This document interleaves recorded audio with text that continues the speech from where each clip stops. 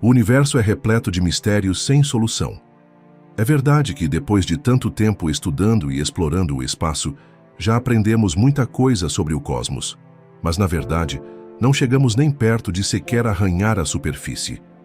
Basta olhar para o céu numa noite bem estrelada para perceber o quanto somos pequenos. Todas aquelas luzes são só uma fração minúscula da nossa galáxia, a Via Láctea. E só ela já tem bilhões de estrelas, muitas com planetas em suas órbitas. Agora imagine quantas outras galáxias existem além da nossa. Bilhões, cada uma delas com bilhões de estrelas e, quem sabe, milhões de mundos que sequer sonhamos em conhecer. Por mais que a tecnologia tenha avançado muito, que tenhamos enviado sondas para outros planetas e telescópios gigantes para observar o espaço, a verdade é que nossa capacidade de explorar o universo ainda é muito limitada. A gente só consegue ver uma parte dele, aquilo que a luz conseguiu alcançar desde o começo de tudo. E o que será que existe além disso? E as perguntas não param por aí. O que veio antes do Big Bang? O que realmente causou o início do universo? Será que existem outros universos além do nosso? Estamos sozinhos ou a vida espalhada pelo cosmos, esperando para ser descoberta? Essas são dúvidas que até hoje ninguém conseguiu responder. E na tentativa de juntar algumas peças desse quebra-cabeça, é que vamos embarcar em uma viagem incrível pelo universo. Antes de cruzar o limite entre o Sistema Solar e o espaço interestelar, começaremos nossa jornada em Haumea, sem dúvidas, o planeta anão mais bizarro do Sistema Solar. Esse mundo, além de ser achatado e lembrar o formato de um ovo, possui um incrível sistema de anéis, além de possuir 2 luas e o título de objeto com a rotação mais rápida do Sistema Solar. Já no espaço profundo, visitaremos 2 estrelas extremas, Stephenson 218, a maior estrela já detectada, e WR-102, a estrela mais quente do universo. Essa última, como o nome sugere, é uma estrela do tipo Wolf-Rayet, que chega a temperaturas inimagináveis. Tudo isso graças à queima ativa de oxigênio em seu núcleo. Nos afastando ainda mais da nossa casa, chegaremos na nebulosa de Órion, uma estrutura gigante composta por gás extremamente quente e poeira. Um verdadeiro berçário estelar, onde novas estrelas são forjadas a todo momento. E para finalizar nossa viagem, saindo completamente da Via Láctea, iremos até o núcleo da galáxia de Andrômeda, um lugar extremo que, assim como todas as galáxias, também esconde um buraco negro supermassivo em seu centro. Mas esse é apenas um detalhe no fascinante e complexo núcleo galáctico de Andrômeda. Meu nome é Pedro. Se prepare para embarcar comigo nessa viagem incrível pelo universo.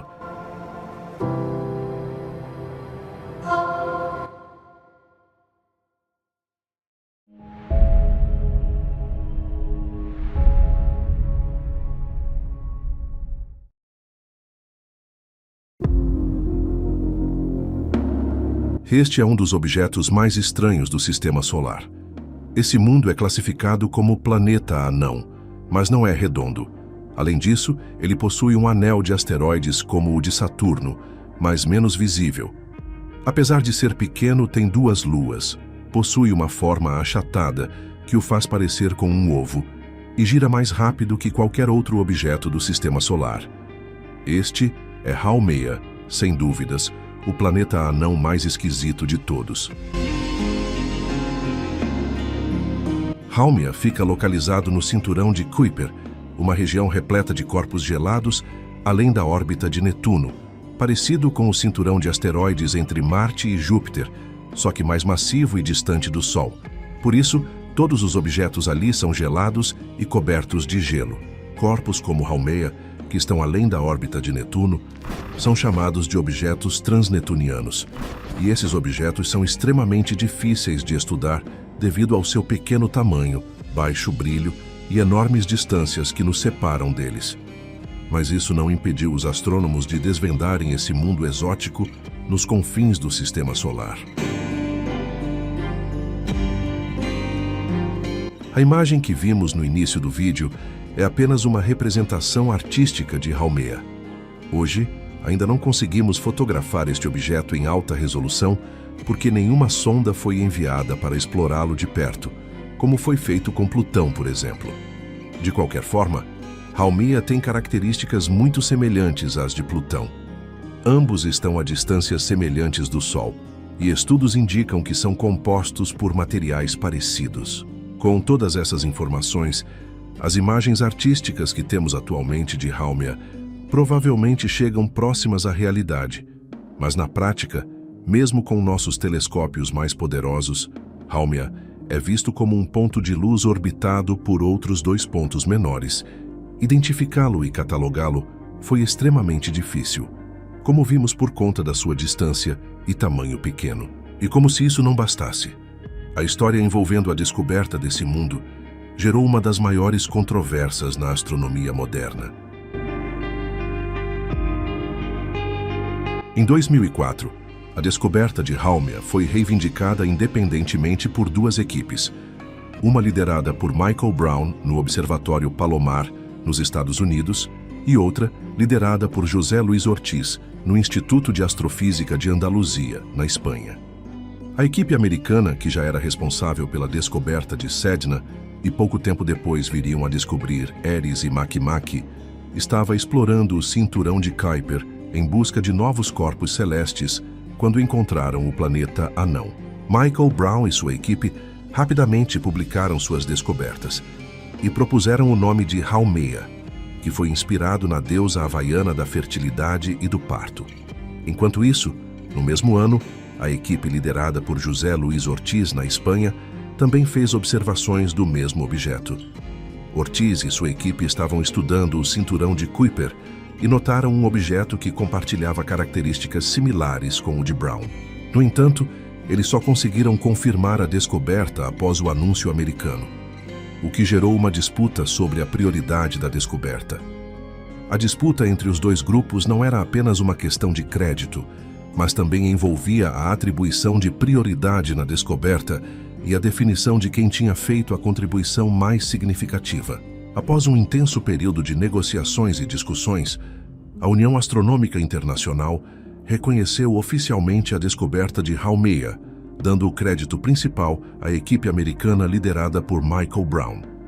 No entanto, a União também reconheceu a contribuição significativa da equipe espanhola, destacando o papel crucial das observações independentes na confirmação da existência do planeta Anão. Com um diâmetro de cerca de 1.632 quilômetros, Haumea é quase 8 vezes menor que a Terra. Além disso, está a 43 unidades astronômicas do Sol. Dessa distância, a luz solar leva 6 horas para viajar da nossa estrela até o planeta Anão. Medições de sua velocidade orbital indicam que Haumea leva 285 anos terrestres para dar uma volta ao redor do Sol. No entanto, ele tem um período excêntrico. Em sua jornada ao redor da nossa estrela, ele se afasta e depois se aproxima. Em seu ponto mais próximo, ele fica mais perto do Sol do que Plutão. E enquanto orbita ao redor da nossa estrela, esse objeto curioso completa um giro em torno de si mesmo a cada 3,9 horas, muito mais rápido do que qualquer outro corpo com mais de 100 quilômetros em todo o Sistema Solar. Quando observado através de um telescópio, parece um ponto de luz se movendo através do fundo de estrelas. No entanto, mostra grandes flutuações de brilho ao longo de 3,9 horas. Uma das explicações para esse fenômeno é que algum outro corpo orbita ao seu redor, o que oculta parcialmente sua luz, assim como os exoplanetas fazem quando bloqueiam a luz de sua estrela ao passar bem na frente dela. No entanto, após muitas análises das quedas de brilho de Haumea, os cientistas concluíram que a queda de brilho não poderia ser devido a outro objeto orbitando ao redor dele, mas sim por conta do seu período de rotação, que dura exatamente 3,9 horas. Isso é mais rápido do que qualquer corpo em equilíbrio hidrostático conhecido no Sistema Solar e, na verdade, mais rápido do que qualquer outro corpo conhecido com mais de 100 quilômetros de diâmetro. Mas eu sei que alguns de vocês devem estar confusos agora. Já vimos algumas vezes aqui no canal que após o rebaixamento de Plutão foram determinadas algumas condições para um corpo celeste se enquadrar no status de planeta anão, e um deles é possuir equilíbrio hidrostático. E como você pode perceber, Haumea está longe de ser esférico. Então, como ele pode estar em equilíbrio hidrostático? Enquanto a maioria dos corpos em equilíbrio hidrostático são esféricos, Haumea gira tão rapidamente que é distorcido em um objeto chamado elipsoide triaxial. Isso porque seus 3 eixos principais têm comprimentos diferentes. As medições indicam que Haumea tem aproximadamente 2.322 km no eixo mais longo, 1.704 no eixo intermediário e 1.138 km no eixo mais curto. Essas dimensões mostram claramente que os 3 eixos são diferentes, caracterizando Haumea como um elipsoide triaxial. A rotação rápida causa um achatamento acentuado e um alongamento significativo, o afastando de uma forma esférica, mas a pergunta permanece: Haumea está em equilíbrio hidrostático ou não? Bem, mesmo não sendo perfeitamente globular, Haumea ainda é considerado um corpo em equilíbrio hidrostático. O conceito de equilíbrio hidrostático se refere ao estado em que a força gravitacional, que puxa a matéria para dentro, é balanceada pela força de pressão que age para fora, resultando em uma forma estável. Para objetos celestes que rotacionam rapidamente, como Haumea, o equilíbrio hidrostático não resulta necessariamente em uma forma esférica, mas ao invés disso, o equilíbrio pode resultar em um elipsoide triaxial ou outra forma alongada, dependendo da taxa de rotação e da distribuição de massa do objeto. No caso de Haumea, sua rápida rotação alongada o faz assumir uma forma elipsoidal, mas ainda assim, a distribuição de massa é tal que as forças gravitacionais internas estão em equilíbrio com as forças centrífugas geradas pela rotação. Portanto, Haumea está sim em um estado de equilíbrio hidrostático, apesar de sua forma não esférica. Além disso, o planeta anão está praticamente no limite de sua taxa de rotação. Isso significa que se ele girasse mais rápido, se distorceria e se dividiria em 2 objetos. Acredita-se que essa rotação rápida foi causada pelo impacto que criou seus satélites.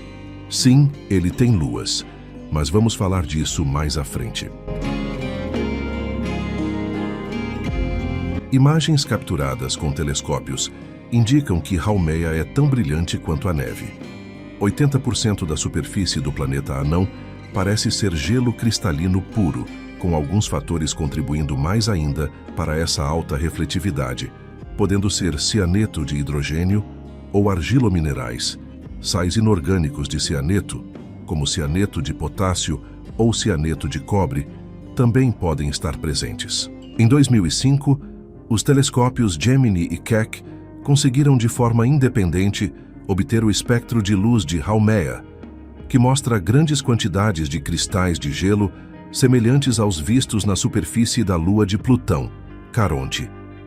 Estudos adicionais dos espectros visíveis e de infravermelho sugerem uma superfície homogênea coberta por uma mistura de 1:1 de gelo amorfo e cristalino e 8% de compostos orgânicos. E isso é estranho, pois o gelo cristalino se forma apenas acima de 100 ou 110 Kelvin.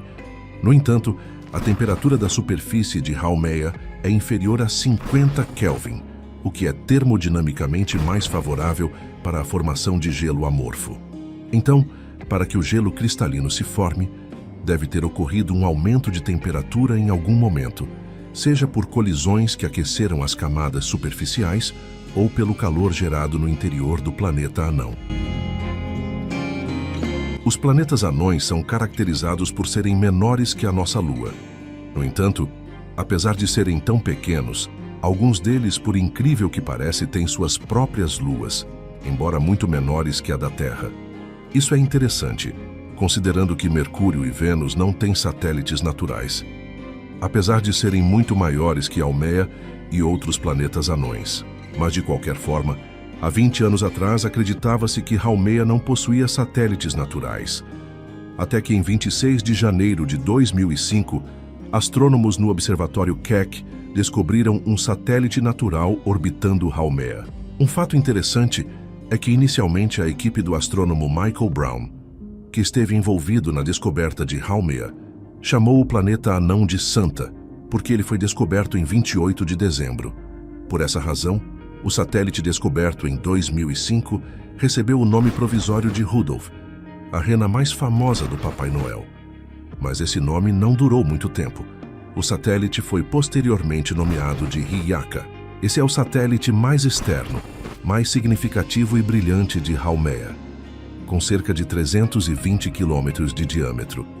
Ele orbita em uma trajetória quase circular, com um período de translação de 49 dias, a uma distância de 50 mil quilômetros. Suas características de absorção no espectro infravermelho são consistentes, com sua superfície sendo coberta principalmente de gelo cristalino quase puro. O espectro de luz incomum do satélite, além das linhas de absorção semelhantes às de Haumea, levou uma equipe da Caltech a concluir que as luas devem ser fragmentos do próprio planeta anão, possivelmente originada por uma colisão há milhões de anos atrás.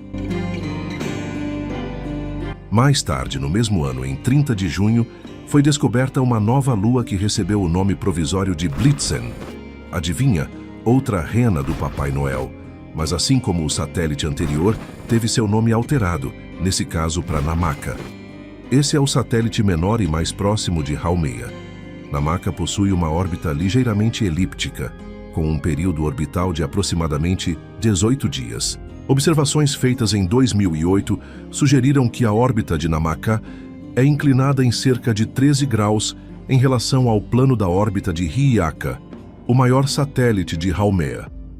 Essa inclinação causa interações gravitacionais que podem levar a perturbações nas órbitas dos dois satélites. A presença dessa excentricidade e inclinação mútua das órbitas dos satélites é inesperada, pois normalmente se espera que os efeitos de maré, ao longo do tempo, reduzam tanto a excentricidade quanto a inclinação das órbitas.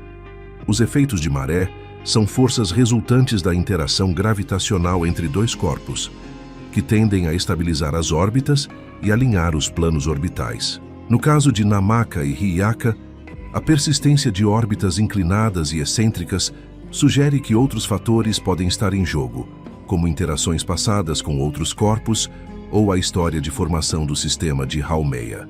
Mas apesar de estar nos confins do sistema solar, esse planeta anão e suas luas não estão sozinhos. Na verdade, eles fazem até parte de uma família, a família Haumea. Essa é uma família colisional, um grupo de objetos astronômicos com características físicas e orbitais semelhantes, que podem ter tido uma origem comum.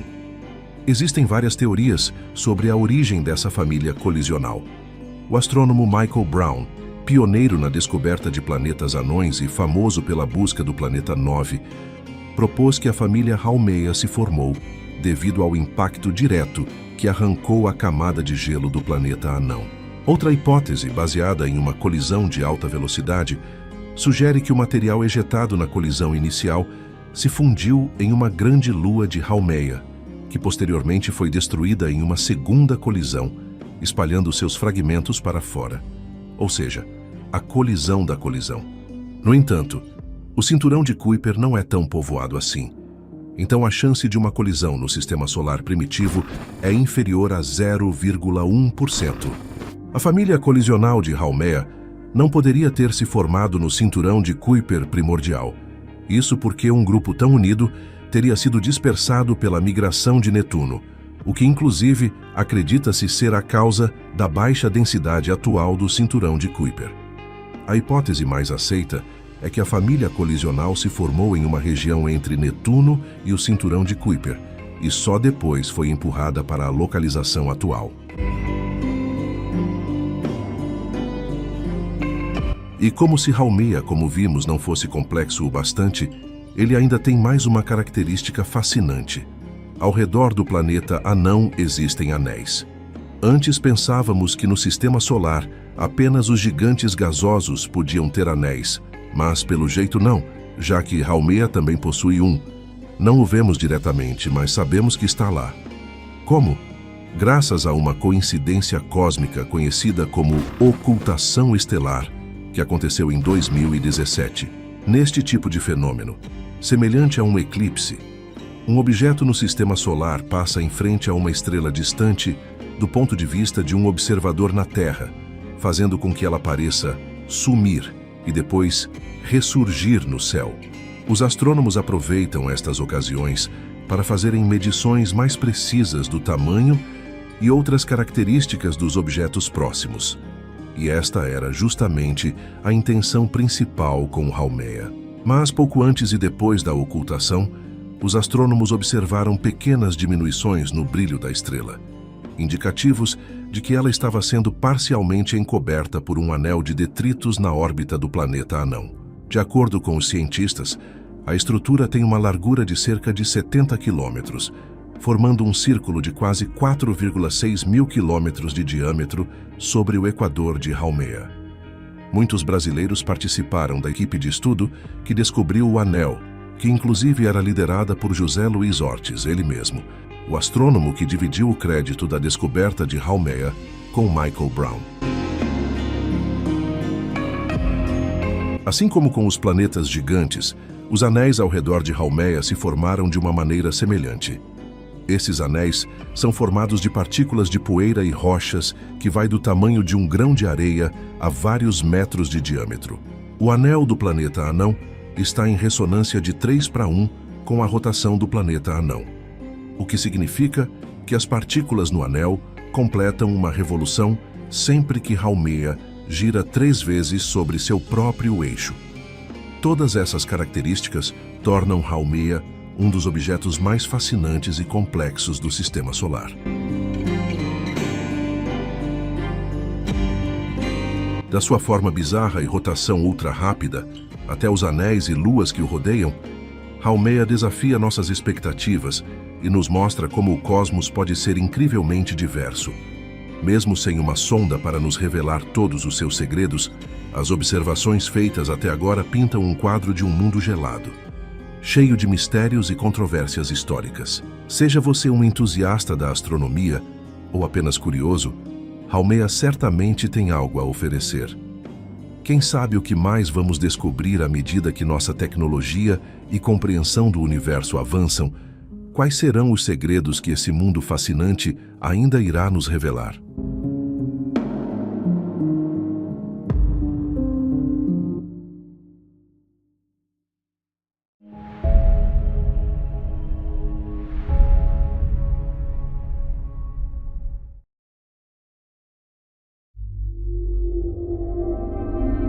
Desde o início da civilização, as estrelas desempenharam um papel fundamental na religião e se revelaram vitais para a navegação.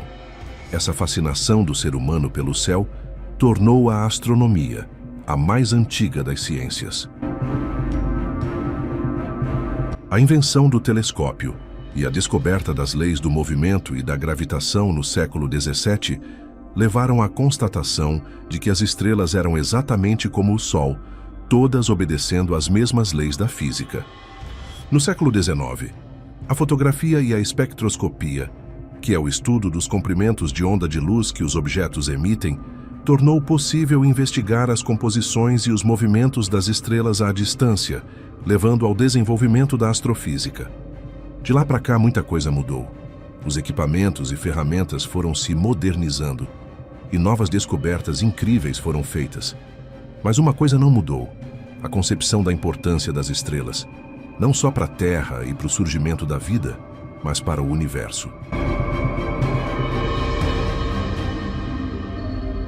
As estrelas são alimentadas pela fusão nuclear, que basicamente trava uma batalha com a gravidade.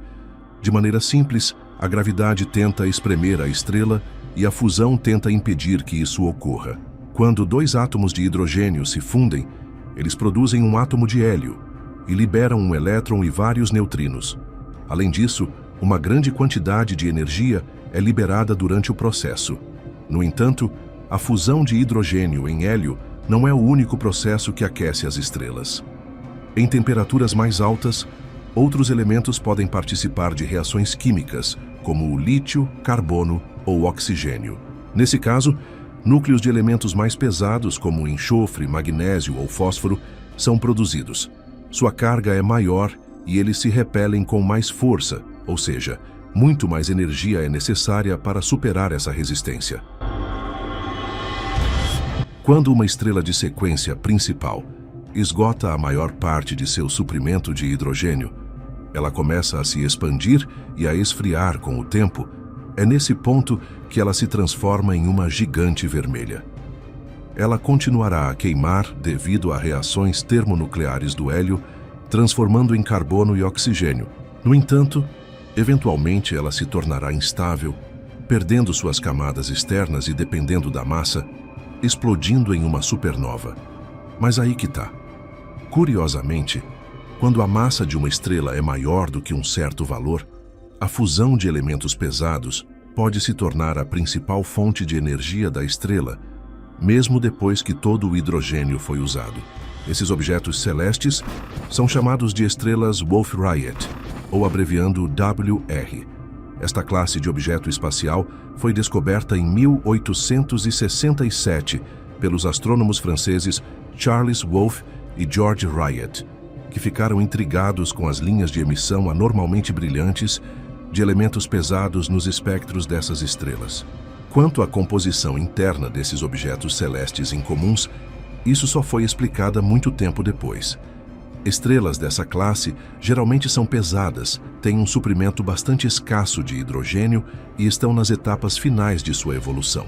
Estrelas WR são extremamente raras. Até hoje, apenas algumas centenas delas foram descobertas em nossa galáxia, com estimativas de não mais que 2.000 objetos celestes dessa classe na Via Láctea.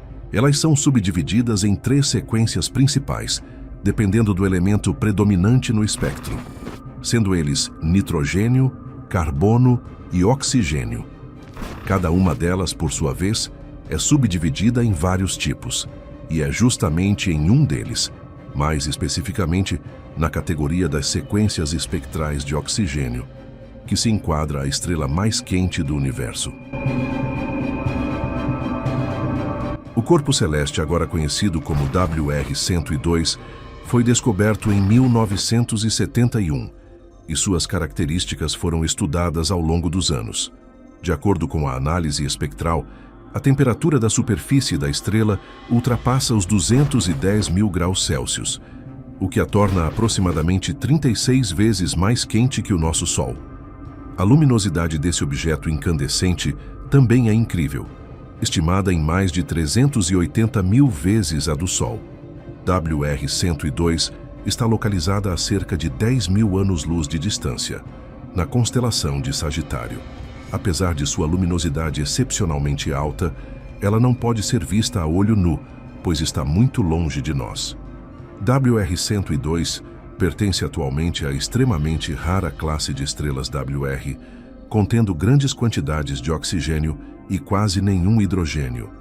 Ela depende principalmente da fusão de núcleos pesados, como gás neon, carbono e principalmente oxigênio, como fontes de energia. WR-102 é uma estrela WR de um subtipo chamado WO. Esse subtipo é caracterizado por uma estrela de estágio avançado que tem uma superfície fortemente enriquecida com oxigênio ionizado, sendo um objeto extremamente raro. Até hoje, apenas 9 corpos com essas características foram descobertos, com 4 deles localizados na Via Láctea e os outros 5 em outras galáxias. WR-102 é com certeza uma estrela densa, com seu raio medindo apenas 58% o do Sol. Mas sua massa, por outro lado, é estimada entre 15 a 18 massas solares. Ainda assim, a alta temperatura e as reações químicas pesadas no interior da estrela causam um vento estelar extremamente poderoso, cuja velocidade das partículas é superior a 5.000 km por segundo.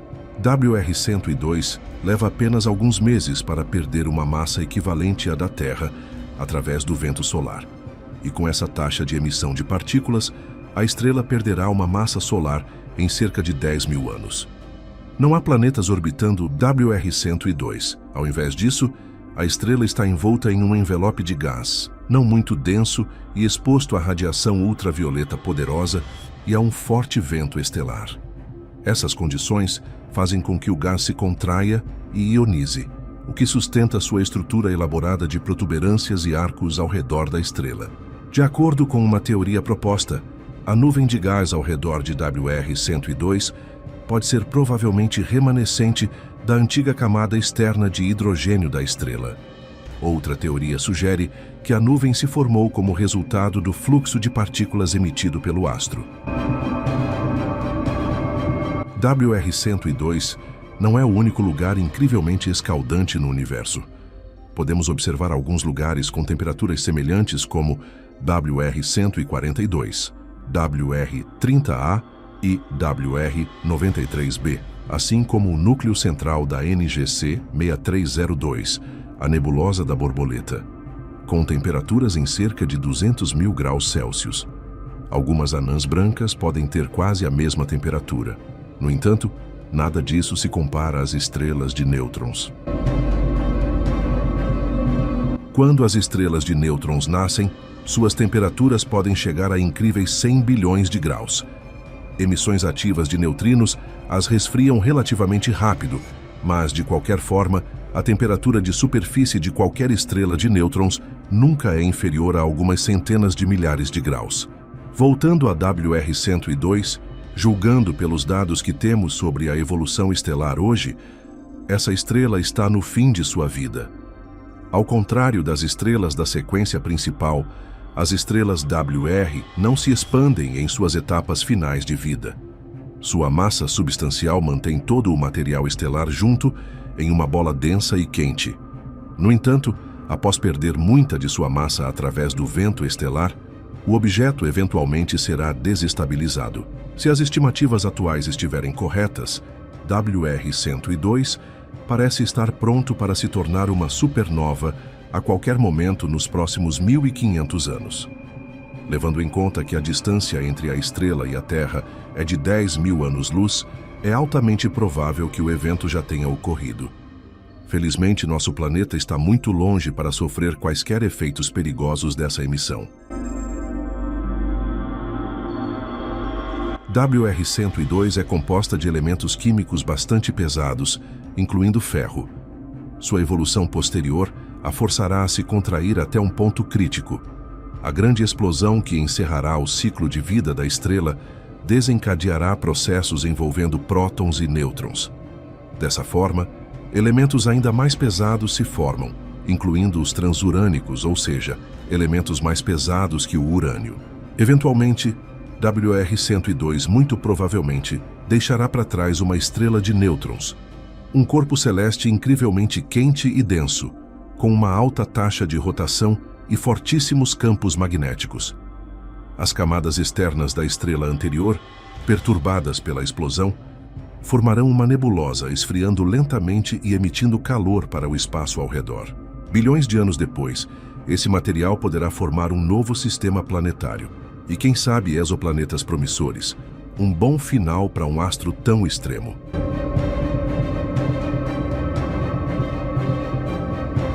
Até pouco tempo atrás, era o Y Scuti que reinava como a maior estrela conhecida pelo homem. Localizada a incríveis 9.500 anos-luz do Sol, essa estrela é tão gigantesca que, se estivesse no lugar do Sol, cobriria áreas além da órbita de Júpiter. Seu raio pode alcançar 1.900 vezes o do Sol, e seu volume pode ser mais de 5 bilhões de vezes maior que o da nossa estrela. Porém, recentemente, uma nova gigante reivindicou o título de maior estrela conhecida no universo, a Stephenson 218. Localizada a cerca de 20 mil anos-luz do Sol, essa estrela faz parte do aglomerado aberto Stephenson 2. Embora alguns cientistas argumentem que esse objeto espacial não deveria ser associado a esse aglomerado, já que a localização da estrela hoje não é muito precisa. Stephenson 2.18 continua a manter seu nome original. A estrela foi catalogada nos anos 90, mas nuvens gigantes de poeira cósmica atrapalharam bastante a observação dos aglomerados estelares na constelação do Escudo, ocultando eles de qualquer observador ansioso para descobrir mais estrelas. Somente em 2020, os cientistas conseguiram adquirir dados sobre seu tamanho, e essa informação se revelou surpreendente. De acordo com algumas estimativas, o raio de Stephenson 2.18 pode chegar a até 1,2 bilhão de quilômetros, o que é quase 10 vezes a distância entre a Terra e o Sol, ou 2.150 vezes o raio da nossa estrela. Isso significa que o volume da supergigante deve estar em cerca de 10 bilhões de vezes o do Sol. Colocada no centro do Sistema Solar, Stephenson 2.18 facilmente engoliria Saturno com todos os seus anéis e luas, sem mencionar os planetas terrestres. Curiosamente, levaria quase 8 horas e meia para a luz percorrer o comprimento do equador dessa estrela gigantesca, o mesmo tempo que a luz leva para chegar a Plutão em alguns pontos de sua órbita. A luminosidade da supergigante é estimada em 440 mil vezes a do Sol. Embora sua temperatura superficial seja relativamente baixa, em torno de 3.000 graus Celsius, quase metade da temperatura do Sol, Stephenson 2.18 se enquadra na categoria das supergigantes vermelhas, e com essa temperatura relativamente baixa, implica que a maioria da radiação estelar seja invisível em espectros térmicos, emitindo pouquíssimas quantidades de radiação ultravioleta e raios X. Pode parecer estranho que, apesar de suas dimensões e luminosidade impressionantes, Stephenson 2.18 não possa ser visto da Terra a olho nu. Isso se deve à sua baixa temperatura superficial, bem como às nuvens de poeira estelar e gás que a envolvem, ocultando a estrela gigante dos nossos olhos. Essas nuvens absorvem e dispersam a luz da estrela, o que dificulta o estudo do objeto. A massa de Stephenson 2.18 ainda não foi medida, porém, supondo que sua composição interna seja semelhante à de UY Scuti e outras supergigantes, ela deve ter por volta de 20 massas solares. Se for o caso, a densidade média dessas supergigantes deve ser extremamente baixa, quase igual à densidade da atmosfera terrestre a uma altitude de cerca de 90 quilômetros acima do nível do mar, praticamente na fronteira com o espaço. É realmente incrível que a energia da fusão nuclear, que é o tipo de energia que dá brilho a uma estrela, ainda seja sustentada em tais condições. As dimensões das supergigantes são tão surpreendentes que torna esses objetos instáveis. A maioria delas é variável, ou seja, tem uma alta taxa de variação no brilho, e essa variação é imprevisível. Não é de surpreender, já que a grande maioria das supergigantes está nas etapas finais de seus ciclos de vida, o que significa que podem explodir literalmente a qualquer momento. De acordo com os conceitos científicos contemporâneos de evolução estelar, são as estrelas com massas originais de 10 a 40 vezes a do Sol que se qualificam para se tornar supergigantes vermelhas no fim de suas vidas. Reações termonucleares em seu interior rapidamente consomem todo o hidrogênio, transformando-o em hélio.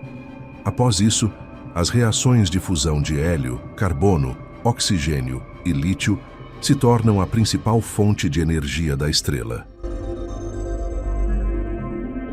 A expectativa de vida de estrelas desse tipo é relativamente curta, apenas alguns milhões de anos.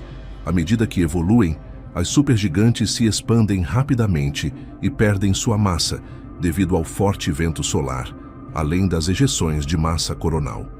As nuvens de poeira estelar e gás que cercam a estrela são rapidamente absorvidas, o que faz com que ela continue a se expandir muito além de seu tamanho original a uma taxa surpreendente. No entanto, seu próprio vento solar cria uma nova nebulosa ao redor da estrela.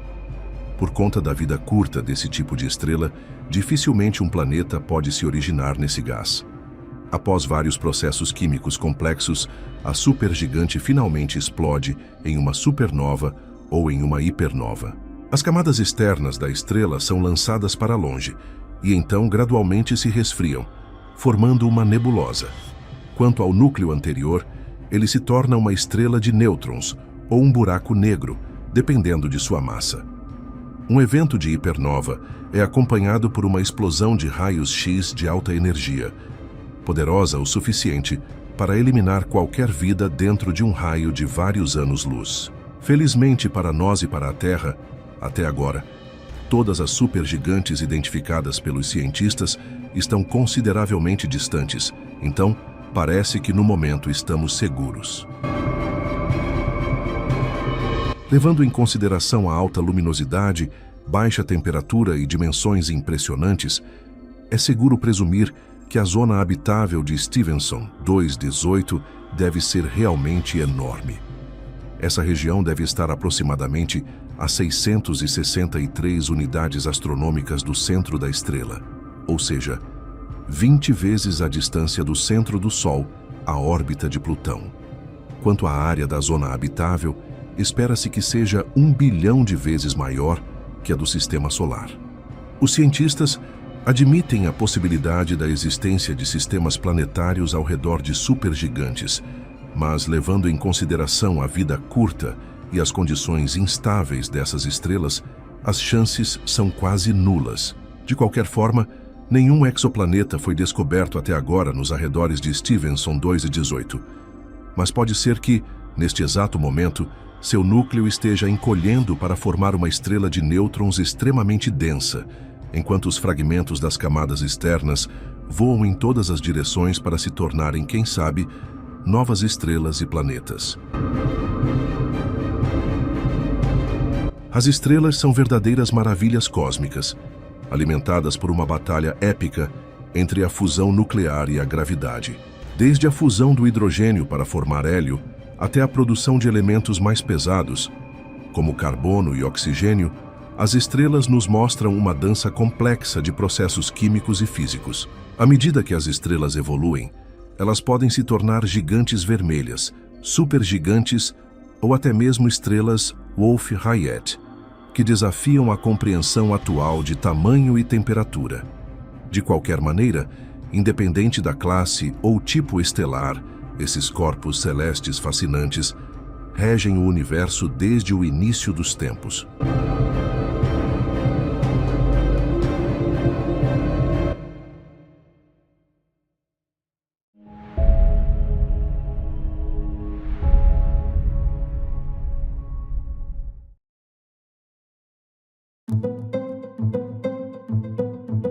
A Via Láctea está repleta de regiões de gás e poeira chamadas nebulosas, e tem para todos os gostos. Mas a nebulosa de Órion é talvez o melhor lugar para entendermos a evolução das estrelas, e está bem aqui em nosso próprio quintal cósmico. A nebulosa de Órion é talvez uma das nebulosas mais famosas, porque basicamente você pode sair à noite e vê-la com seus próprios olhos no céu noturno. Os humanos observam esse pedaço brilhante do céu há séculos. Os maias da América Central a chamavam de fogo da criação. E eles estavam mais certos do que imaginavam. Quase todas as fases do ciclo de vida de uma estrela podem ser vistas em uma nebulosa. Não podemos entender o ciclo de vida das estrelas sem entender o ciclo de vida das nebulosas, pois elas estão interligadas. Órion tem de tudo, desde estrelas massivas à beira da morte, até estrelas recém-formadas envoltas em gás.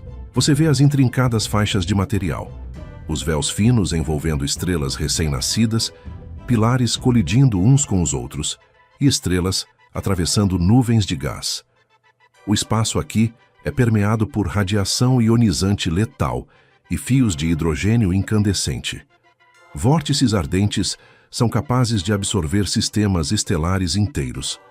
É aqui que as estrelas nascem, o berçário estelar que está mais próxima da Terra, e é possível ver essa agitação frenética acontecendo bem diante dos nossos olhos.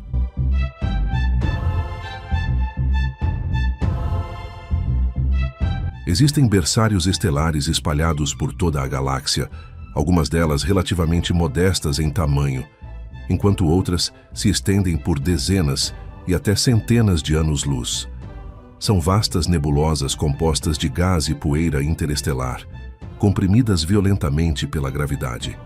A maioria dessas enormes nuvens mal é visível no abismo do espaço, mas algumas delas podem ser vistas da Terra a olho nu. Uma dessas estruturas é a nebulosa de Órion, localizada a 1344 anos-luz da Terra. É o objeto central na chamada Espada de Órion, uma linha claramente visível produzida por 3 fontes de luz relativamente brilhantes. Devido ao seu grande tamanho e proximidade da Terra, a nebulosa tem sido observada pelos cientistas desde os primórdios da astronomia. Portanto, não é surpresa que essa grande estrutura seja um dos objetos espaciais mais bem estudados do universo. Foi o telescópio espacial Hubble que nos trouxe as primeiras imagens detalhadas da nebulosa de Órion em 1993, revelando a rica diversidade de suas cores. A maioria do material tinha um tom avermelhado ou roxo-azulado, enquanto análises espectrais revelaram linhas verdes brilhantes em algumas áreas periféricas, fenômeno esse que intrigou os cientistas por um longo tempo, já que a radiação observada não correspondia a nenhum elemento químico conhecido na época. Com o avanço da ciência, descobriu-se que a luz era emitida por oxigênio extremamente rarefeito e ionizado. Essa descoberta explicou não apenas a iluminação peculiar de muitas nebulosas, mas também a presença de oxigênio ionizado em todo o espaço, incluindo no nosso Sol.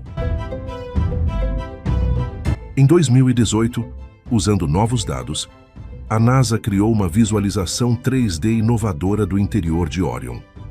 Pela primeira vez na história, temos as ferramentas certas para explorar realmente os corações dessas nebulosas.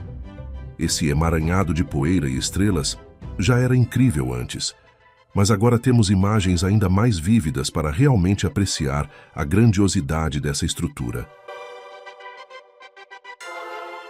No coração de Órion está um aglomerado de estrelas jovens que, juntas, lançam partículas carregadas e ventos solares, abrindo uma lacuna no centro e criando uma janela para o interior. Podemos ver os processos acontecendo bem diante de nossos olhos.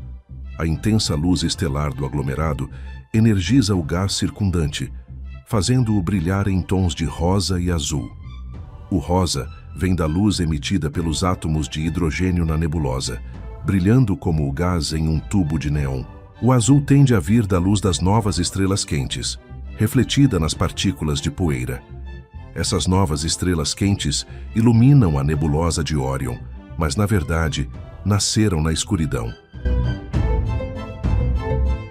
Um tipo específico de nebulosa é a nebulosa escura, que é basicamente quando a concentração de poeira é muito maior.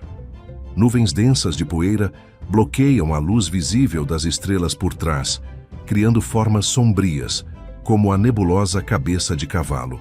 Essa nebulosa é tão grande e densa que tem massa suficiente para criar cerca de 30 estrelas do tamanho do nosso Sol. E agora, os astrônomos podem espiar seu interior, algo que só recentemente fomos capazes de fazer, graças a detectores que podem ver a luz infravermelha.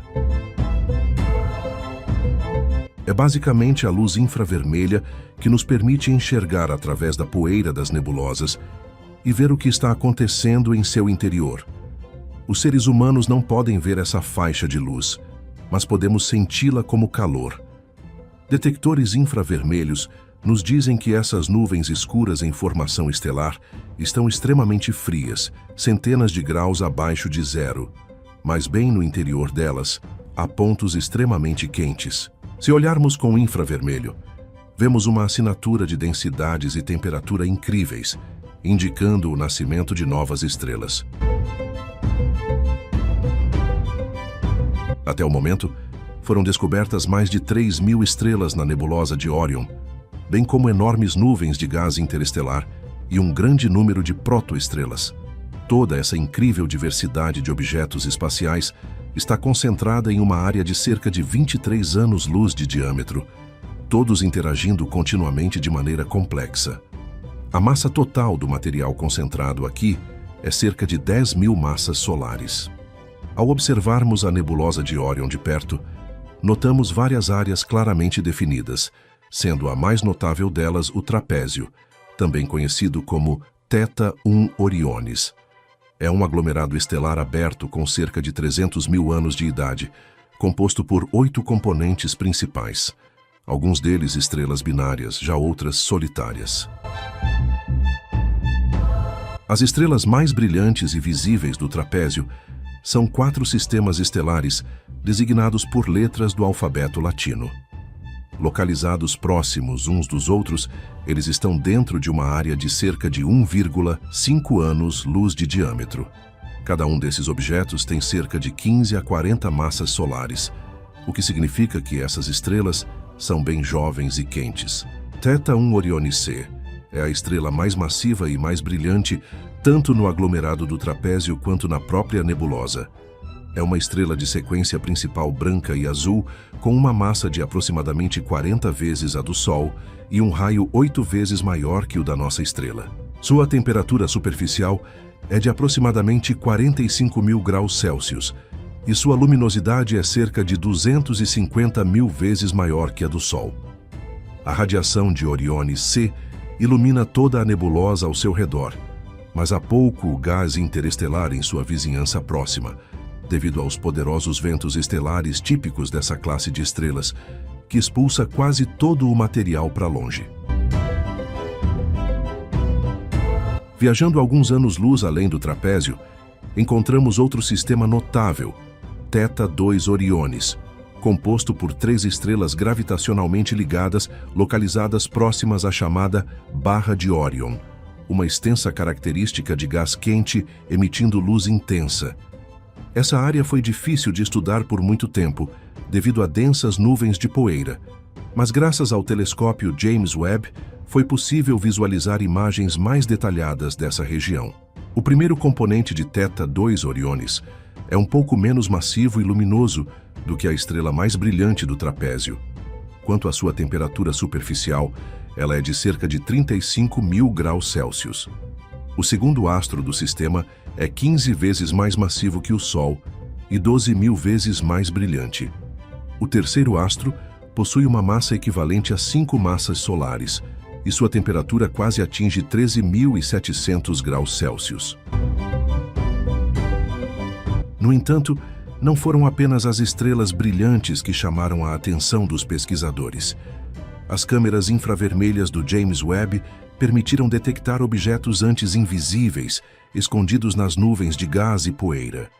Graças a este telescópio, cerca de 180 futuros sistemas foram descobertos no coração da nebulosa de Órion. Estes são densos discos protoplanetários escuros que cercam estrelas que ainda estão em processo de formação. Um deles é o Órion 294606, uma jovem protoestrela com cerca de 1 milhão de anos, cercada por um disco de gás e poeira com aproximadamente 300 unidades astronômicas de diâmetro. Graças à sua proximidade com a Terra, podemos observar sua estrutura e tamanho. Tudo indica que ela entrará na fase de sequência principal em alguns milhões de anos, acompanhada por uma série de exoplanetas e possivelmente suas luas. O céu noturno desses futuros corpos celestes deve ser um espetáculo verdadeiramente fantástico. Imagine um véu luminoso multicolorido com o brilho de uma infinidade de estrelas próximas e brilhantes, muito mais numerosas do que as vistas a partir da Terra. De tempos em tempos, enormes redemoinhos de gás brilhante cobrem metade do céu, transformando a noite em um crepúsculo espetacular. Se formos mais adiante e examinarmos a região mais ampla, veremos que a maior parte da nebulosa está preenchida com gás disperso. A parte central da nuvem é composta por hidrogênio altamente ionizado, que absorve ativamente radiação estelar de alta energia. A temperatura deste gás pode chegar a 9.700 graus, mas cai rapidamente em direção à borda da região. O contraste das temperaturas e pressões, bem como a colisão de correntes de vento estelar, colocam o material no espaço em movimento, criando correntes e vórtices colossais. De acordo com cálculos, alguns deles podem atingir velocidades de até 50 km por segundo, e seu tamanho pode ser maior do que o sistema solar. Além disso, em algumas áreas da nebulosa, foram detectados finos filamentos que se estendem por vários anos-luz, compostos por hidrogênio molecular relativamente frio, sem misturas de metano, etano e água. Mais adiante, veremos que a região central da nebulosa de Órion está envolta em uma vasta nuvem de gás mais frio e denso. A nuvem de estrelas brilhantes e a luminescência de hidrogênio ionizado se entrelaçam aqui, criando uma bela cortina multicolorida de luz. Por trás dela estão centenas de objetos espaciais invisíveis no espectro óptico, mas as câmeras infravermelhas dos telescópios modernos nos permitem ver através do véu de matéria interestelar. Combinando dados de diferentes fontes, os astrônomos descobriram cerca de 700 protoestrelas em diferentes estágios de evolução dentro dessa região. Sua concentração é consideravelmente menor do que na parte central da nebulosa, devido ao menor grau de compressão gravitacional do gás interestelar. A grande maioria desses objetos é muito jovem e ainda estão em processo de formação e desenvolvimento. De acordo com os conceitos modernos de evolução estelar, novas estrelas se formam durante a compressão gravitacional de grandes nuvens de gás interestelar.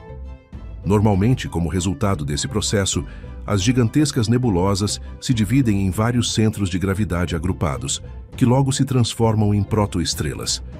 Esses aglomerados são chamados de berçários estelares.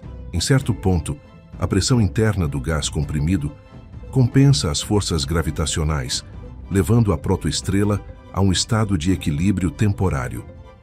O material restante gira em um disco de vórtice gigante, parte dele sendo gradualmente absorvido pela futura estrela e o restante sendo expelido para além dos limites do sistema em formação. O campo magnético em crescimento da jovem estrela também desempenha seu papel, acelerando partículas ionizadas ao longo de suas linhas de campo e fazendo com que elas escapem rapidamente da vizinhança do objeto. Calcula-se que esses fluxos possam atingir velocidades de até várias centenas de quilômetros por segundo. À medida que colidem com a nuvem de gás circundante, criam vórtices e hemisférios em grande escala chamados de objetos de Herbig-Haro. Durante o processo, parte da energia cinética se dissipa em luz e calor, dando a essas estruturas bizarras cores diferentes. Além disso, o movimento ultra-rápido afeta o material circundante, espalhando ondas de choque por ele, que também são captadas pelos telescópios. Uma vez que os berçários estelares contêm muitas protoestrelas próximas umas das outras, cada uma produzindo várias emissões de gás, não é surpresa que os objetos de Herbig-Haro exibam uma incrível variedade de formas e cores, sendo essencialmente o resultado de grandes colisões cósmicas. Eles são altamente instáveis e variáveis, mudando rapidamente de cor e forma, e geralmente se dispersam completamente ao longo de várias dezenas de milhares de anos. Durante esse tempo, eles cobrem entre 1 e 3 anos-luz em uma trajetória de fuga de suas estrelas-mãe. Até agora, cerca de 400 desses objetos foram descobertos, com um número total estimado na Via Láctea de cerca de 150 mil. Seguindo adiante, logo veremos que a nebulosa de Órion faz parte de uma estrutura cósmica muito maior chamada de Nuvem de Órion, que se estende por centenas de anos-luz e abrange toda a constelação de Órion no céu noturno. É aqui que a famosa nebulosa Cabeça de Cavalo está localizada, notável por sua forma bizarra. Essa é uma densa nuvem de poeira com cerca de 3 anos-luz de diâmetro, claramente visível em contraste com o fundo extremamente brilhante. Também próximo à nebulosa de Órion, existe uma impressionante estrutura cósmica, chamada Anel de Barnard, uma nebulosa de emissão com cerca de 300 anos-luz de tamanho, que surgiu há cerca de 3 milhões de anos, após uma série de explosões consecutivas de supernovas próximas umas das outras. Após o choque, jatos de gás comprimido se misturaram, produzindo uma gigantesca nebulosa curva, e o brilho de várias estrelas jovens reunidas em um aglomerado aberto dá ao objeto em uma tonalidade avermelhada. Como vimos, à medida que a matéria se acumula sob a força da gravidade, cresce, assim como a gravidade, que atrai mais gás, se tornando cada vez maior. Isso se torna muito massivo, muito denso e muito quente. Eventualmente, a pressão e a temperatura no centro desses objetos se tornam tão altas que a fusão é iniciada e uma estrela nasce. Uma das centenas de bilhões que compõem nossa galáxia, a mais recente, em uma linha de produção estelar que remonta à aurora dos tempos e à primeira nebulosa. Se quisermos desvendar o nascimento das estrelas da Via Láctea e as nebulosas, precisamos entender melhor a nebulosa original, o Big Bang.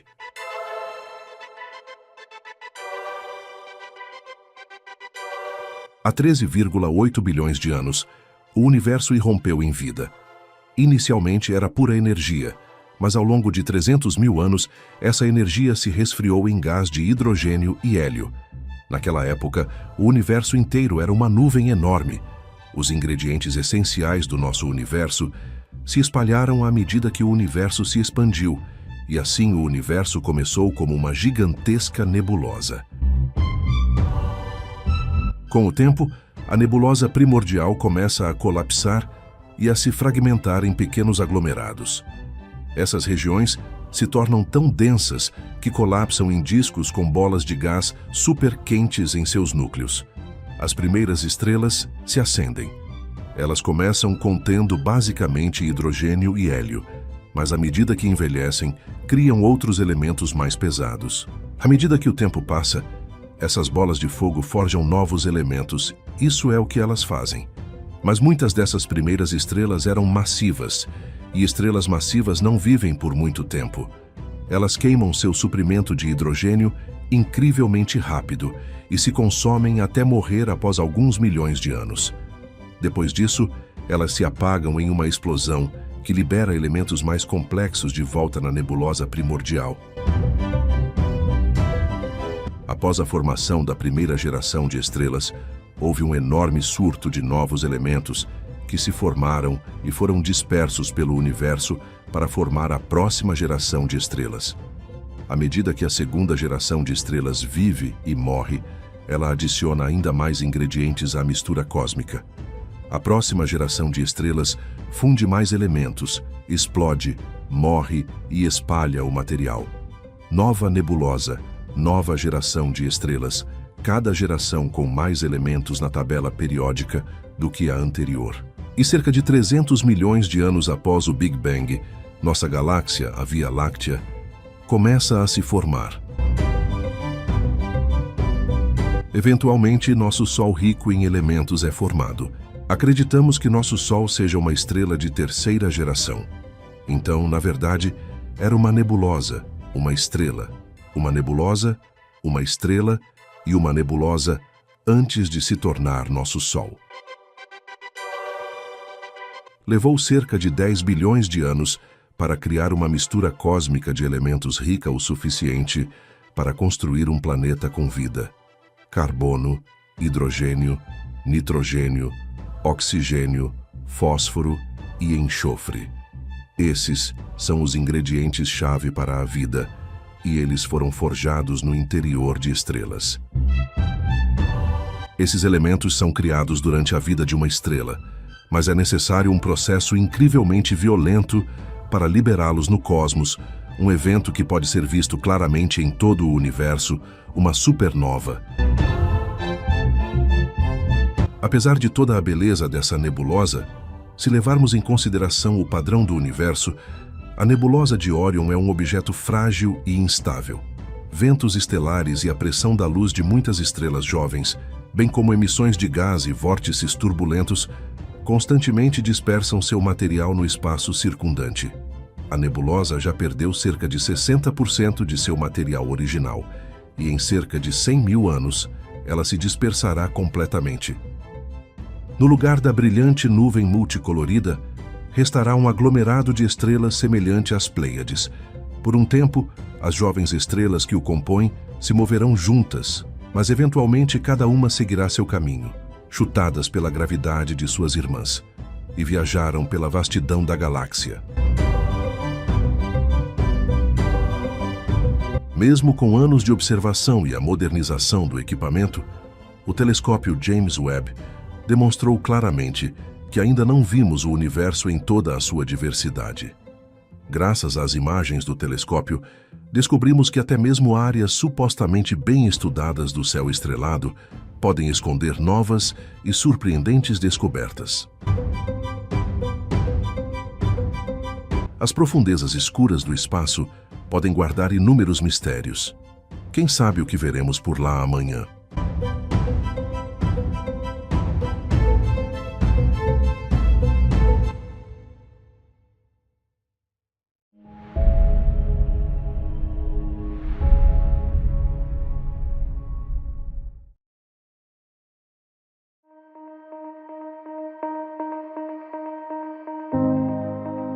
O universo é recheado de lugares bonitos, e uma dessas estruturas incríveis são os aglomerados de estrelas, poeira e matéria escura, também conhecido como galáxia. Como sabemos, galáxias são estruturas gigantescas e têm para todos os gostos. Galáxias elípticas, irregulares e até espirais. Ao redor da nossa galáxia, existem mais de 30 outras que juntas formam o grupo local. Mas apesar de possuir um tamanho considerável, a Via Láctea não é a maior. Temos uma irmã mais velha, a Galáxia de Andrômeda. Embora ela seja a galáxia mais próxima da nossa, ainda está a 2,5 milhões de anos-luz de distância. Para simplificar, se algum dia por um milagre a humanidade conseguir se desenvolver o suficiente para criar uma nave que viaja na velocidade da luz, ainda assim, demoraríamos 2,5 milhões de anos para chegar lá. Uma distância inimaginável. Assim como a Via Láctea, Andrômeda é uma galáxia espiral.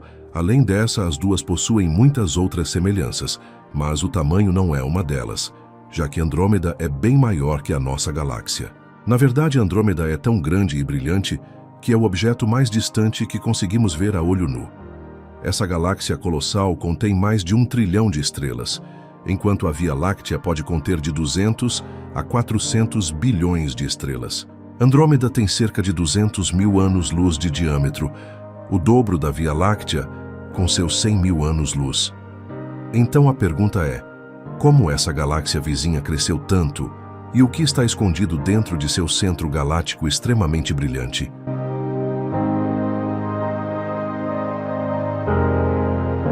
A galáxia de Andrômeda é observada por humanos há um bom tempo.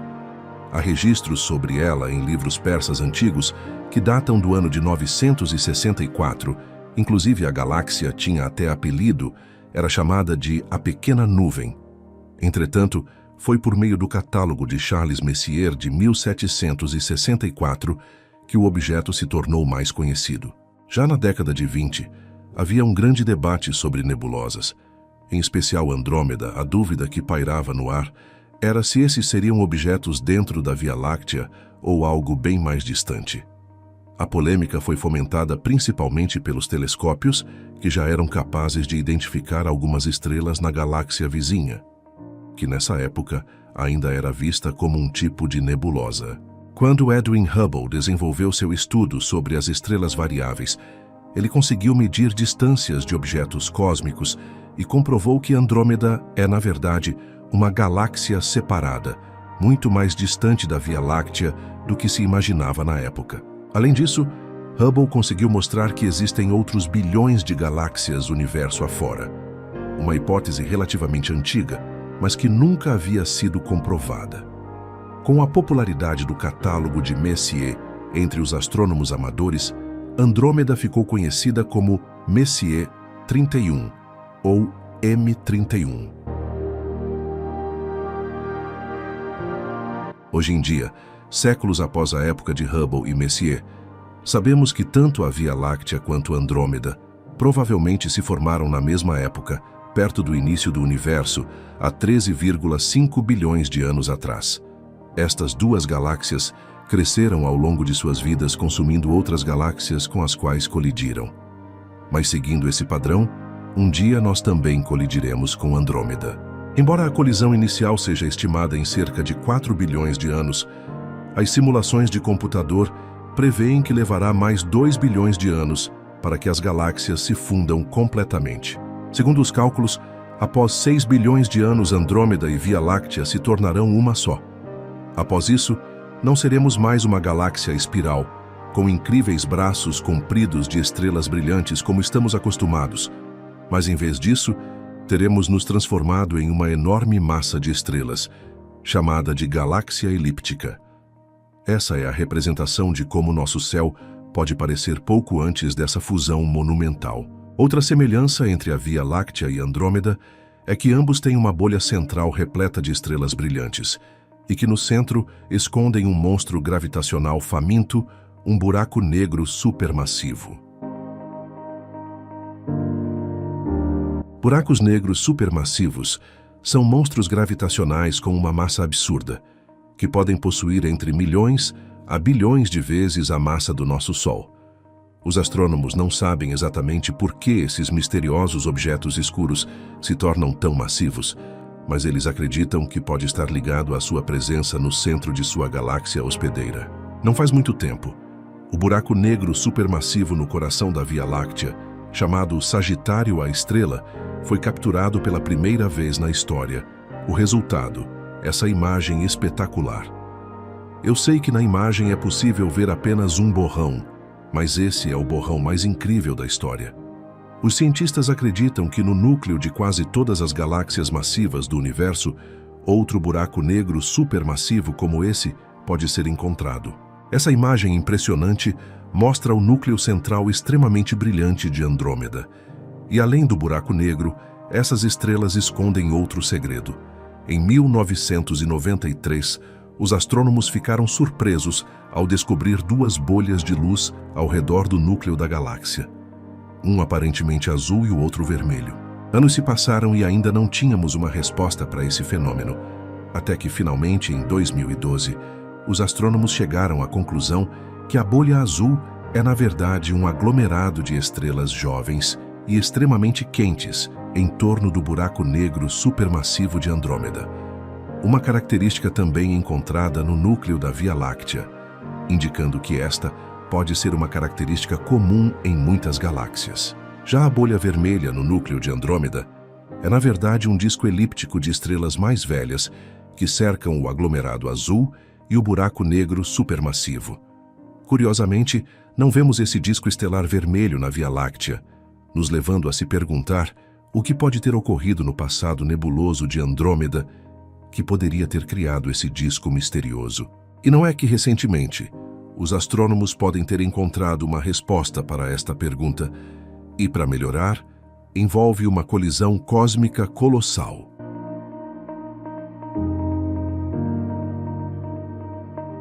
O buraco negro supermassivo no centro de Andrômeda tem cerca de 100 milhões de vezes a massa do nosso Sol e é cerca de 25 vezes mais massivo que Sagitário A Estrela. O buraco negro de Andrômeda provavelmente não nasceu tão grande, mas cresceu devorando qualquer objeto com o qual entrou em contato, até mesmo outros buracos negros.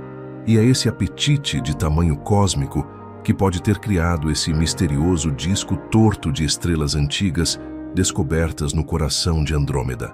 Então, o que exatamente poderia ter acontecido? Bem, a teoria é que a linha do tempo dos eventos tenha ocorrido da seguinte forma.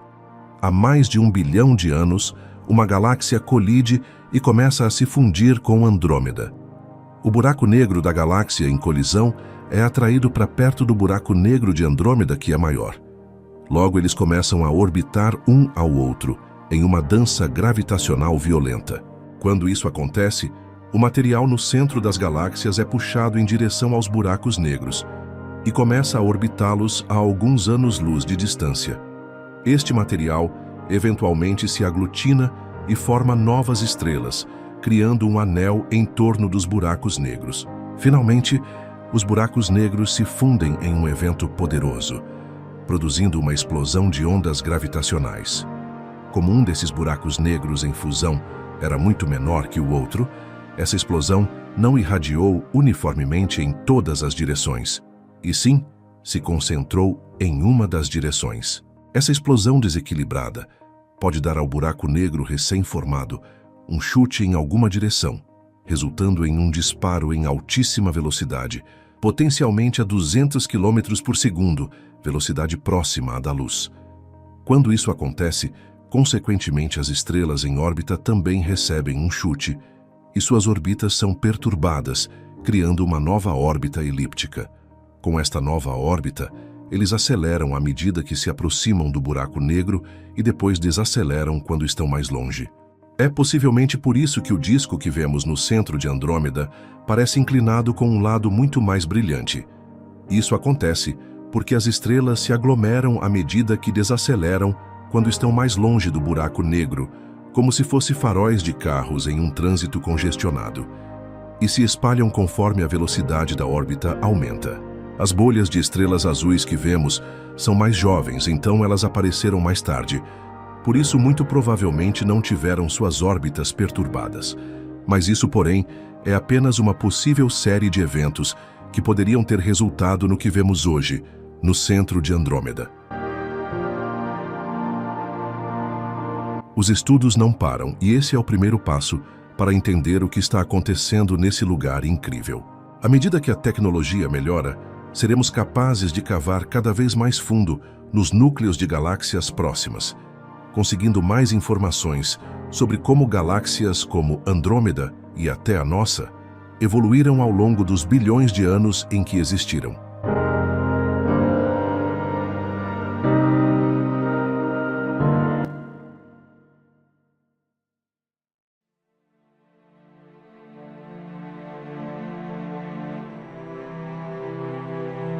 Diante de tudo isso, fica claro que, apesar de termos avançado bastante, ainda estamos só no começo da nossa jornada pelo cosmos. O universo é tão vasto, tão cheio de segredos e maravilhas, que quanto mais a gente descobre, mais percebe o quanto ainda falta aprender. E é justamente isso que torna essa viagem tão empolgante. Cada planeta anão estranho, como Haumea, cada estrela colossal ou incandescente como Stephenson 218 e WR102, cada nebulosa brilhante ou núcleo galáctico distante, nos lembra que o universo é um palco onde os limites da física, da imaginação e da própria existência são testados o tempo todo. E mesmo sendo tão pequenos diante dessa imensidão, temos algo extraordinário: a capacidade de olhar para o céu e querer entender. Essa curiosidade é o que nos impulsiona.